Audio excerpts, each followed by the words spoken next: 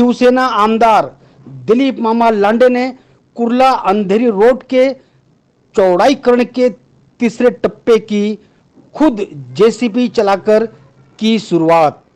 बाधित दुकानदारों का पहले किया पुनर्वसन।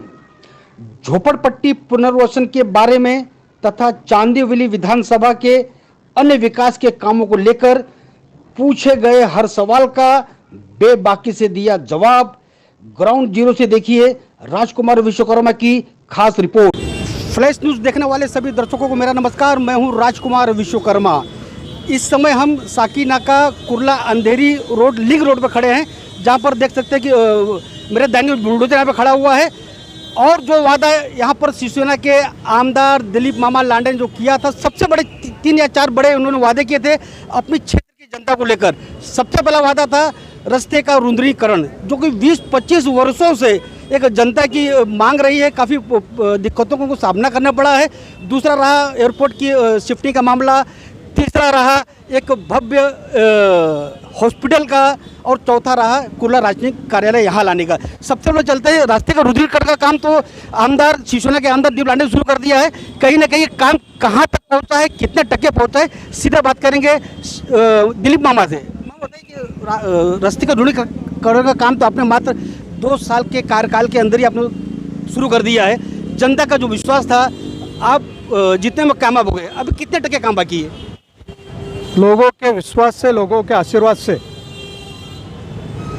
चुनाव के पहले और चुनाव के बाद लोगों के साथ, लोगों का आशीर्वाद लेते हुए, दर्शन लेते हुए जो वादा किया था, उससे सबसे पहला ये वादा था कि कुर्ला अंधेरी रास्ता रुंदीकरण और लोगों के लिए खुला करके देने का। वो वादा पूरा करने के लिए कुर्ला अंधेरी रास्ते के अंदर जो बाधित कालाधारक थे, उनको शिफ्टिंग करके आज तीसरा टप्पा शुरू करने जा रहा हूँ। आज तीसरे टप्पे में 12 गाले का शिफ्टिंग करके 12 गाला आज तोड़ के वहाँ पे रास्ता रुंदीकरण का काम करने जा रहा हूँ।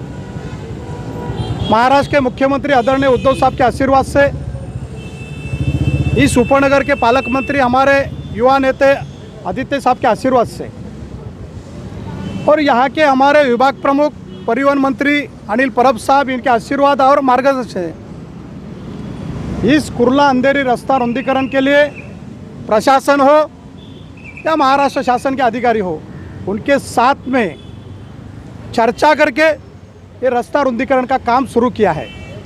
आज एक 15 दिन के अंदर या 1 महीने के अंदर साकीनाका जंक्शन से MTNL जंक्शन तक लोगों को रास्ता 70 फीट चौड़ा और बीच में डिवाइडर डाल के सुशोभीकरण का काम शुरू करने जा रहा हूँ। ऐसा ही लोगों के आशीर्वाद से, जो लोगों को मैं वचन दिया है, वो वचन पूरा करने का काम मेरे हाथ से होना चाहिए। ऐसा लोगों के चरण में आशीर्वाद लेते हुए प्रार्थना करता हूँ, विनती करता हूँ। इस रोड के अंदर रोड चौड़ा करने के लिए जिस कालाधारकों ने मेरे को सहयोग किया, विश्वास रखा, वो सभी कालाधारकों को मैं हाथ जोड़ के उनका आभार व्यक्त करता हूँ। ऐसा विश्वास इस रोड के अंदर जो कालाधारक है, वो सब कालाधारक मेरे को सहयोग करे। और बहुत साल से इस कुर्ला के लोगों की जो तमन्ना है कि कुर्ला अंधेरी रास्ता चौड़ाकरण होना चाहिए, वो चौड़ा करके, रुंदीकरण करके, अच्छा बना के लोगों के लिए ये रास्ता पूरा करके देने की जिम्मेदारी मेरी है। वो मैं पूरा करूँगा। तब तक मैं यहाँ पे लोगों के साथ, लोगों को विश्वास में लेके, महानगर पालिका के अधिकारी को विश्वास में लेके वो काम करते रहूँगा और लोगों का आशीर्वाद लेते रहूँगा। मामा, जैसे आपने बताया 3 टके में मतलब आपने काम की शुरुआत की है। अभी और कितना समय लग सकता है पूरे रोड को अपने अंजाम तक पहुंचने के लिए? कितना वक्त और लग सकता है? देखिए, यहाँ पे कालाधारक के ऊपर अन्याय नहीं होना चाहिए।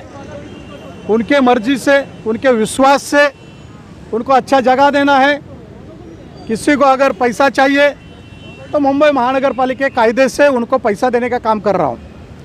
इसके बाद 1 महीने के बाद जरीमरी का 15 दुकान का काम तोड़ने का हाथ में लिया है, वो भी पूरा होते जा रहा है। वो भी आपके सामने, आपके माध्यम से लोगों के सामने दिखा दूंगा।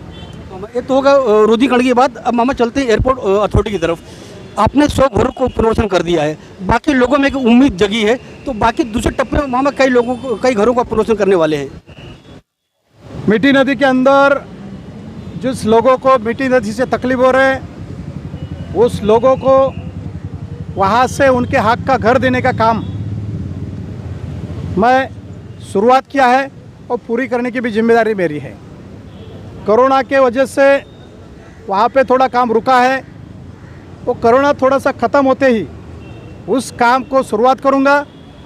मामा तीसरा, आपने पिछले 4-5 महीने पहले अपने अस्पताल का एक भूमि पूजन किया था शंकर नगर के अंदर, तो उसका काम की प्रगति कितनी हुई हमारे दर्शक जानना चाहते हैं। पूरे चांदोली के अंदर एक भी शासकीय, निम शासकीय कोई बीएमसी का भी हॉस्पिटल नहीं था, और मेरे दिल में एक तमन्ना थी कि यहाँ के लोगों के लिए मुंबई महानगर पालिका की तरफ से या महाराष्ट्र शासन की तरफ से एक हॉस्पिटल होना चाहिए। इस कोरोना के माध्यम से आपको लोगों को सभी को मालूम होगा कि हॉस्पिटल की कितनी ज़रूरत होती है। इसलिए संघर्ष नगर में 250 बेड का हॉस्पिटल बनाने का काम मंजूर किया है। 300 करोड़ का टेंडर निकल जा रहे हैं, और आने वाले 17 अगस्त या 17 सितंबर को महाराष्ट्र के मुख्यमंत्री आदरणीय उद्धव साहब के हाथ से वो काम को शुरुआत करने जा रहा हूँ। एक आखिरी सवाल, कोरोना की महामारी को देखते हुए कितने वैक्सीनेशन सेंटर आपने चांदोली विधानसभा क्षेत्र में चालू किए हैं, जिससे कि लोग वैक्सीन ले सकें? ऐसे कितने सेंटर आपने चालू किए?